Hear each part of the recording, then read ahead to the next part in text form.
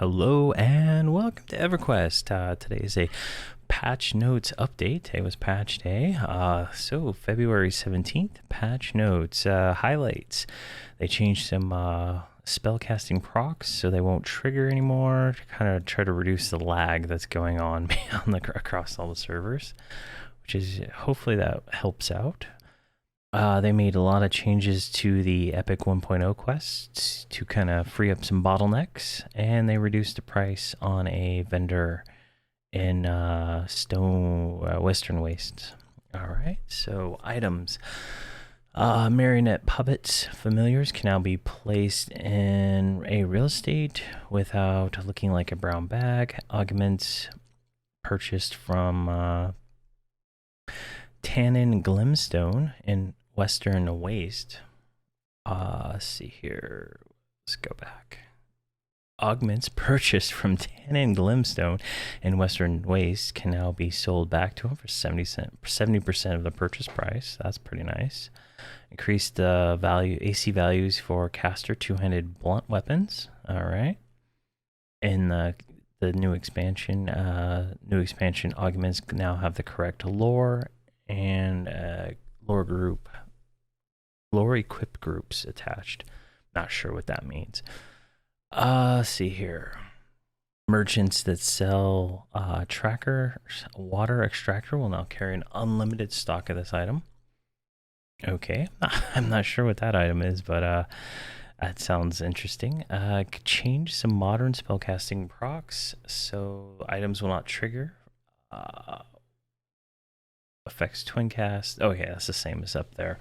They just reduced the spellcasting procs. Okay. See the raid RNR raid has made a speculative fix to cause Gornick to lock his hit points. Okay, I guess that was a raid bug. All right, some stuff I actually know about. Paladin and Rogue epics reduce the spawn time of the Oracle of Kornar from 7 to 2 hours. Paladin epic Lich of Marigol now spawn 35 hours after being killed. There will be now a delay of 5 to 14 hours before it spawns for the first time. Druid and Ranger epic, the Veneer Sethir remains will spawn every 20 hours instead of the just over 26. That's nice. Mage epic Undertow and its placeholder will now spawn every 6 hours instead of 7. That's kind of a small change. Monk epic changed, increased the chance for targeting the rock from 5 to 15%, and Raster of Guk from 2 to 10% to spawn. That's nice.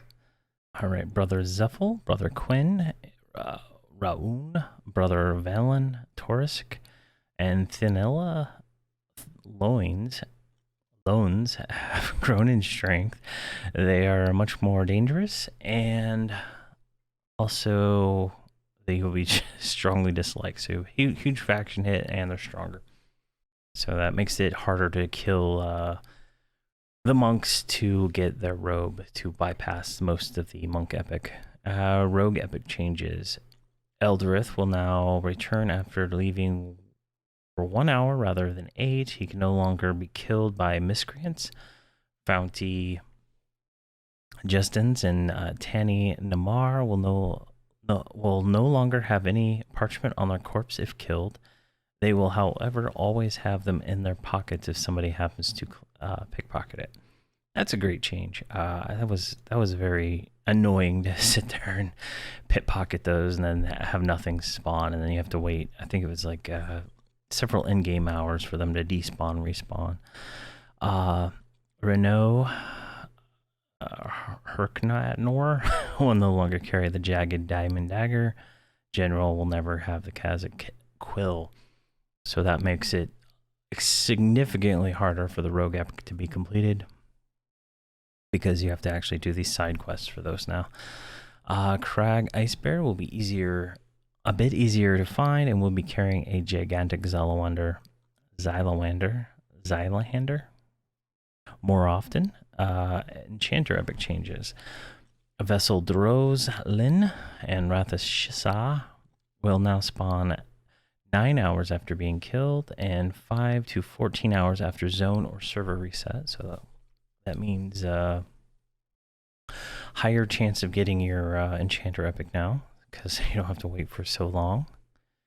Let's see, one key. Okay, these are all the Enchanter Epic items that are on the ground spawns.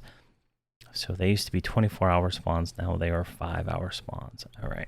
Shadow Knight Epic. This one actually is something we'll have to look into, because we are going to do this Shadow Knight Epic 1.0 for our Shadow Knight. Cardon will now spawn 8 hours after being killed. And it spawns 5 to 14 hours after zone reset. Same with Larnak, 13 hours after being killed and 15 hours after reset. Let's see, NPCs involved in the quest of Inorek's Curse can now see invisible.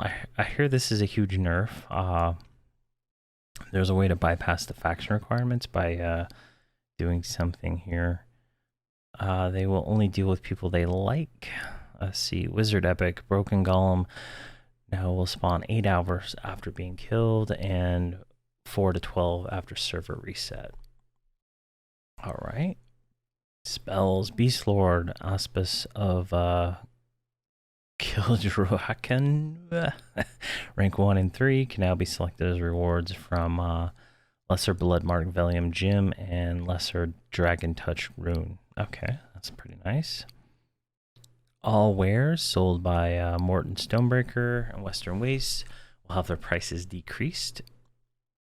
Overseer. Okay, this is the Overseer card, like mini missions that you can do. Let's see, changed how the Overseer quests load and save as a speculative fix to a bug where the Overseer quests would sometimes disappear. As a part of this change, all Overseer active quests have been deleted for the inconvenience. All players who have used Overseer before should have an Overseer agent pack available in item overflow. All right. I've been doing that on my characters, getting like 1 or 2% experience per quest.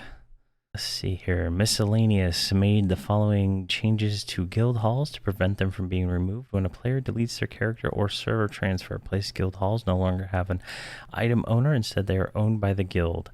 Only the guild leader will be able to put a place guild hall in their inventory. Anyone with move item access will be able to adjust a guild hall's placement. Active combat skills, kick bash, reuse timers affected by haste or slow can now be slowed to a maximum of 2x their base reuse time. That's an interesting change. This ensures that combat skills activated or while your heavy is slow will no longer be locked out of exceptionally long periods. Okay, so I guess you could get really, really long reuse times on those. Marketplace corrected an issue where additional mount keyring slots were not visible for purchase. I think that actually was something that I was trying to buy an extra one of those for one of my characters because he had a lot of the claimable mounts, and I wanted a few more slots, and I couldn't figure out how to buy more. See, fixed a bug that caused group invites to someone who has a shortened version of your name to not function. Interesting.